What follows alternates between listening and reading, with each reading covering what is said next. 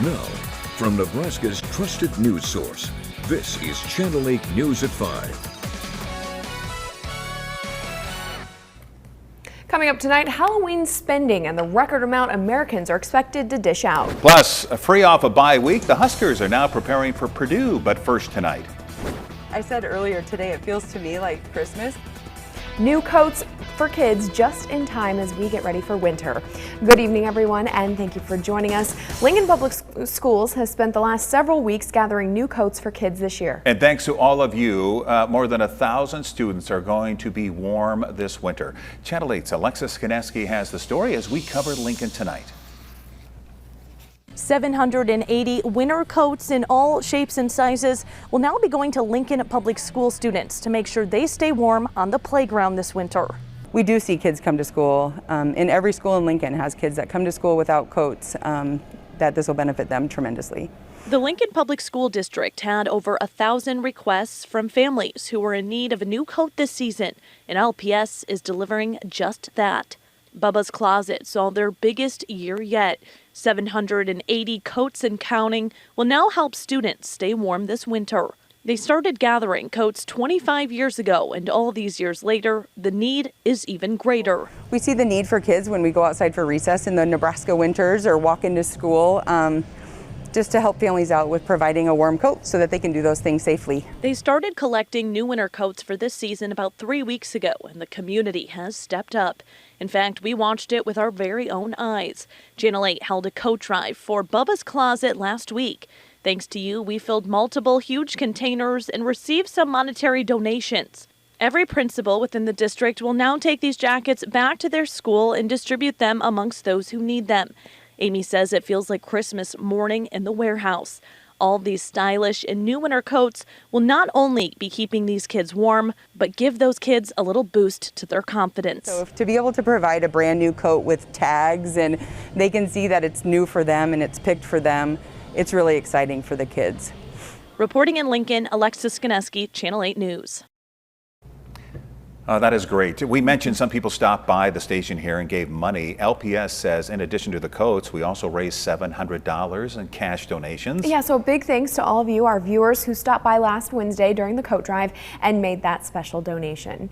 And speaking of our kids, the demand for services the Child Advocacy Center provides has continued to rise year after year. It has helped more than 18,000 children since it opened in Lincoln, and Channel 8's Ariana Martinez explains how the center plans to change the way children who are abused are cared for. Ariana? Yes, the Child Advocacy Center will be expanding not only by adding a new building, but by the services they will soon be able to offer with the partnerships they have made with the police and medical personnel. Terry Wagner and our be here today through a global pandemic without a $1 billion goal.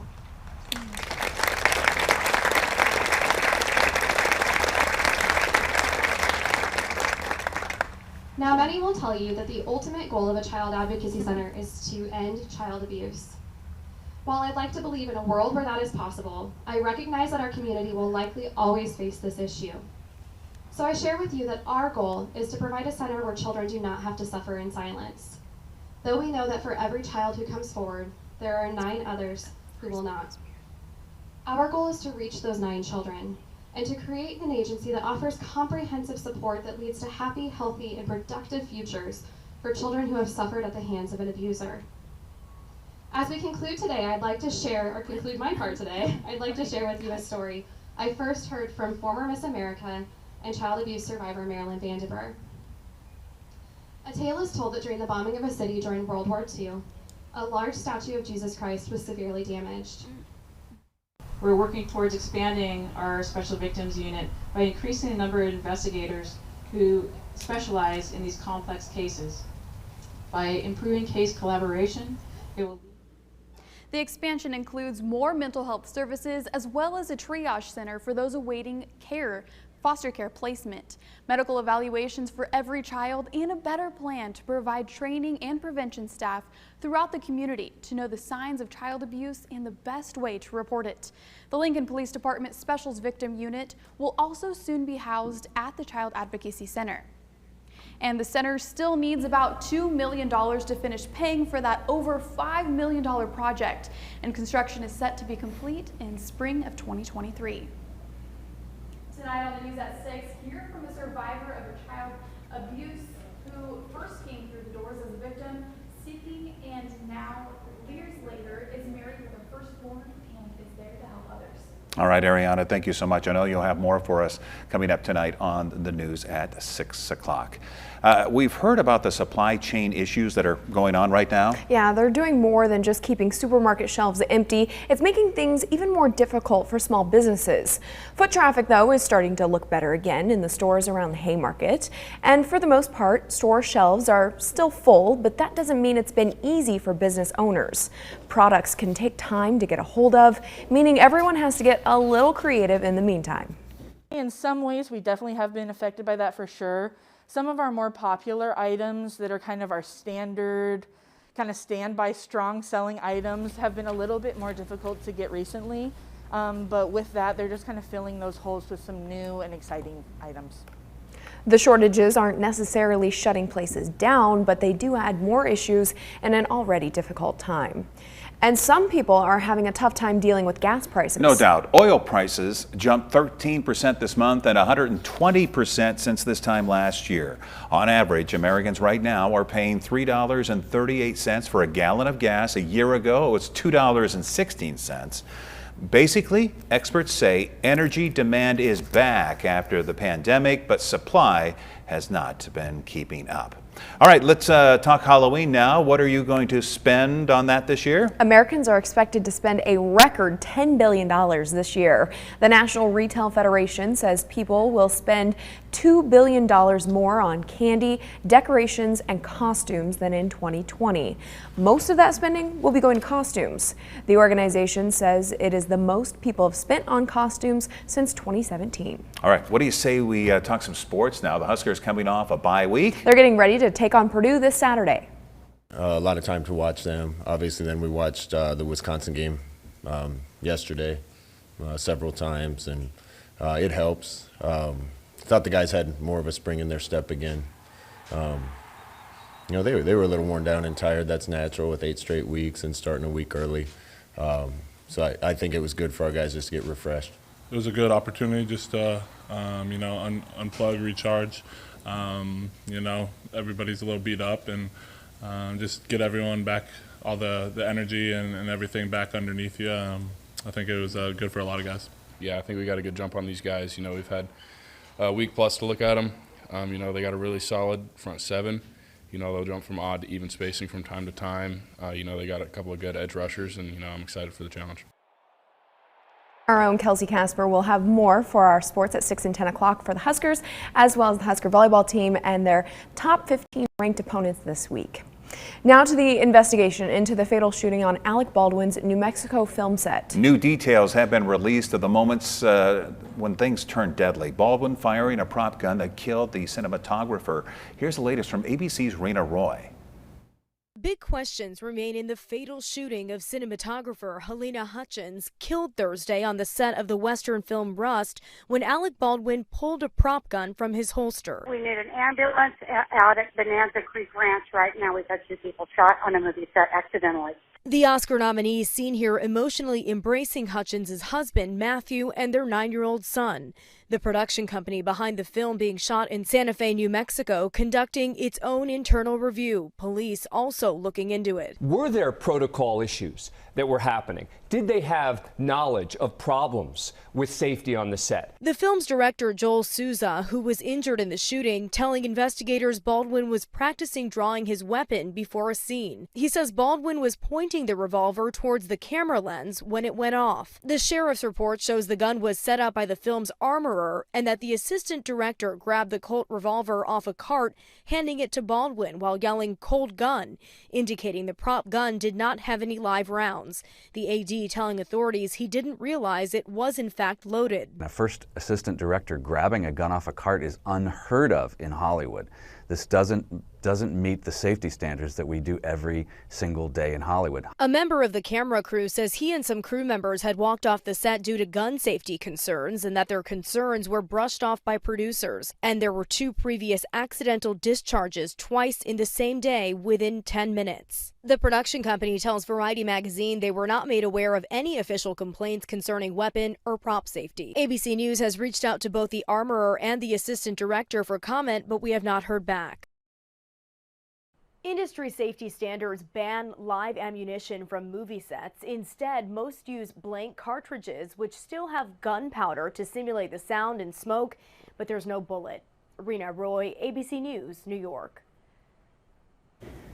Well, after being stuck under a cloud deck all of yesterday and most of today, John, it's nice to finally see some sun this afternoon. Enjoy it while you can, because I think we're going to see another cloud deck, a low-layer cloud deck come in tomorrow, thanks to a temperature inversion that should lock moisture up near the surface, not allowing for a whole lot of sunshine tomorrow. Now, temperatures are just a little bit warmer than what they were yesterday. It was a cool day yesterday, especially in the eastern third of the state, because we had all the rain around. It's running almost 10 degrees warmer than yesterday at this time in Lincoln, where it's currently 56 degrees. We made it to 57 degrees this afternoon. But cooler air back out to the west, where temperatures right now are only sitting in the mid-40s, where there's a lot more cloud cover out towards the Tri-Cities. You can see where that cloud cover resides right now. We'll likely keep skies partly cloudy for Lincoln as we go through the overnight, but we are watching this weather system that is back to our west. This area of low pressure will come out of the northern Rockies and dive to the south and southeast, and will bring us a chance for some showers and thunderstorms tomorrow night. In fact, some of those could even be strong to severe. Storm Prediction Center does have a slight risk of severe weather indicated for the areas in yellow, which will time that out coming up a little bit later. For the rest of this evening, though, we'll see 48 degrees by 8 o'clock. Skies trying to clear out somewhat by 10 o'clock, 46 degrees. We'll talk about how cool it gets tonight, the cloud deck for tomorrow, storms coming tomorrow night, and guess what? A new month and a new weather pattern. We've got a significant pattern change coming our way. All the details coming up in just a few minutes. All right. Thank you very much, John. Still to come on the news here at 5 o'clock. Important information you need to know when it comes to the winter season approaching. That and much more coming up right after the break. Think premium.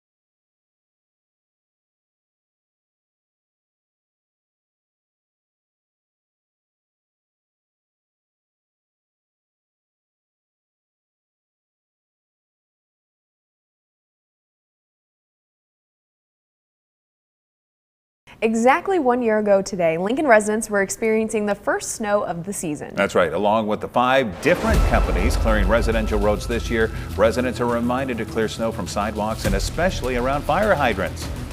If a resident is unable to shovel or snow blow their property, we encourage them to make a plan with a family member, friend, or neighbor. Another resource available to the public is to connect with the volunteer group Snow Angels. Now, to sign up for this service or to become a volunteer for it, go to our website, klkntv.com. Last year, first responders had to clear snow from multiple fire hydrants during an emergency, which hindered their efforts to be, as effective as possible. Sidewalks and fire hydrants should be cleared by 9 in the morning following a snowfall. And speaking of weather, we go to the West Coast now. The region slammed overnight with flooding and mudslides. The powerful storm system hitting areas devastated by the wildfires over the summer. Evacuations still underway. ABC's Morgan Norwood is in Los Angeles. The West Coast rocked by 2 rare and powerful weather systems. Northern California among the hardest hit, creeks turning into raging rivers and highways into lakes. Floodwaters nearly swallowing this gas station and swamping cars. In San Jose, police officers rescuing drivers and issuing life-saving reminders. Turn around, don't drown. As you can see, these individuals are stuck. Meanwhile, life-threatening landslides tumbling down terrain burned by recent wildfires.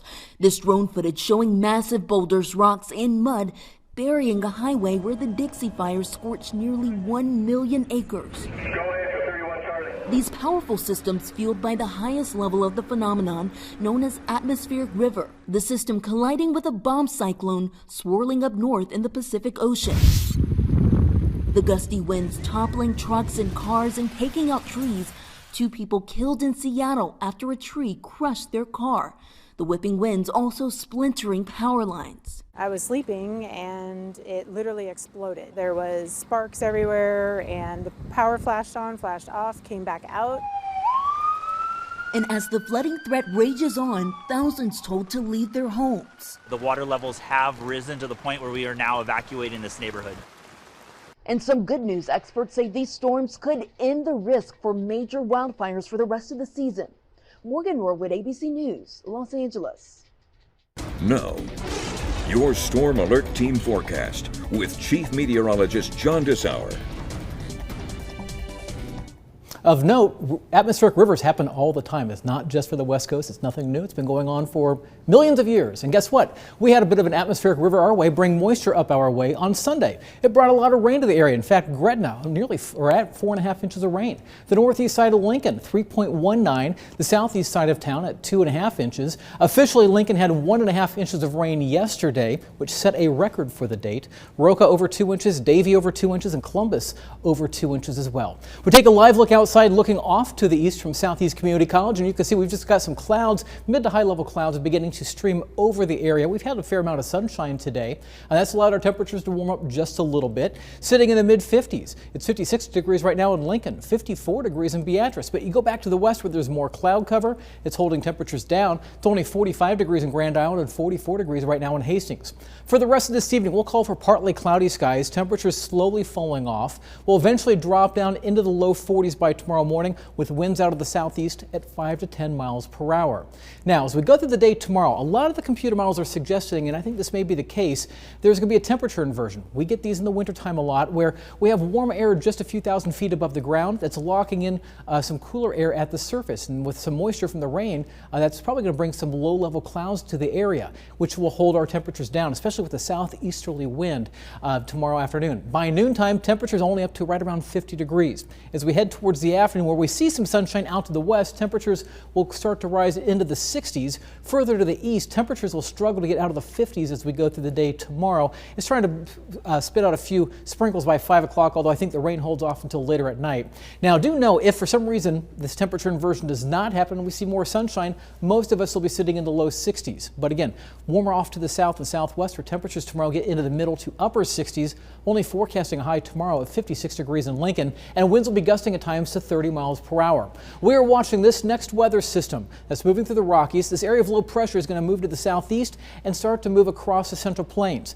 If this by chance moves a little further to the north, we've got a better chance for severe weather tomorrow night. If it stays south like we expect it to do, the chances for severe weather will be relatively small, although there will be a slight chance for that out in the south central part of the state. We'll take you through the day tomorrow, and you can see the clouds that are moving overhead. We will start to watch some showers and thunderstorms developing out to the west by late afternoon, probably more so towards early evening. You'll notice by 9-10 o'clock you can start to see some of these thunderstorms developing out west. They will move off to the east and bring some rain to the area starting Tuesday night into early Wednesday morning. Now I think we could see rain in Lincoln anytime after midnight tomorrow night, and that rain will continue through the morning on Wednesday. We'll likely keep showers around the area through the day on Wednesday as well, and I think we could see some heavy rain at times out of this weather system as it moves through. Computer models just through noon on Wednesday. This is just one, suggesting 9/10 of an inch in Lincoln with maybe 1 to 1.5 inches out to the west. We'll keep rain in the forecast throughout the day on Wednesday.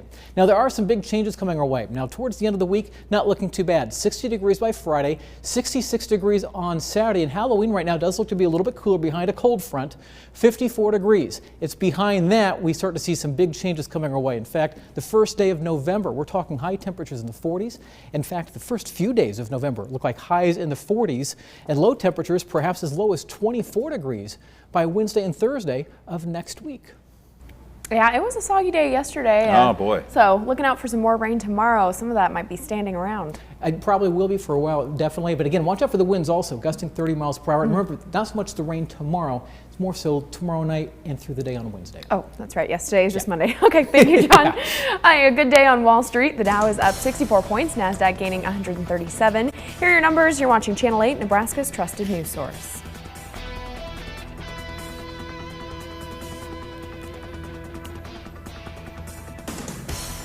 This week, pending approval, the rollout plans to vaccinate young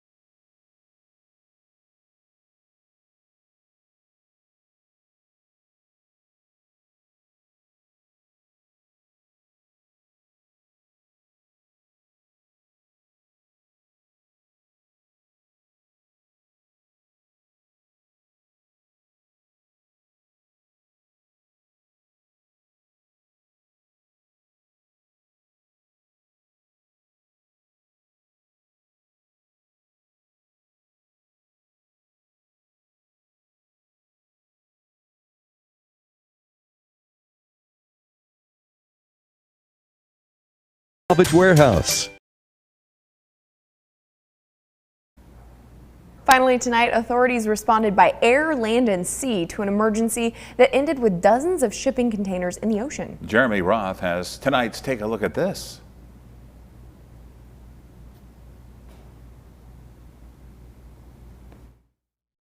A unique emergency situation developed off the coast of British Columbia as dozens of containers on a large shipping vessel caught fire.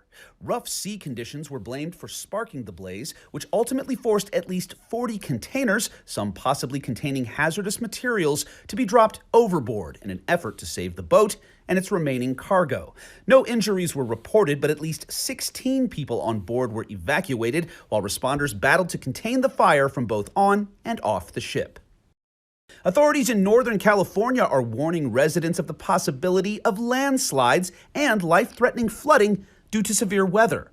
This large rock slide shut down both sides of a mountain highway near Tobin. The dangerous conditions add insult to injury for a region recently ravaged by wildfires.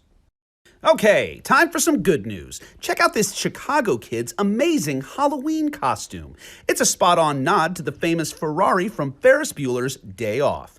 The Alfano family have been crafting the costume since August for their son, who has cerebral palsy and uses a wheelchair. Between the meticulous details like the vanity plate and infamous odometer mileage, it looks like the Alfanos pulled out all the tricks for a real Hollywood Halloween treat. Oh yeah, chicka-chicka. For Take a Look at This, I'm Jeremy Roth. Nailed the sound effects at Bow, the end. bow. See you at 6. With the Channel 8 Eyewitness News mobile app, you'll be the first to know.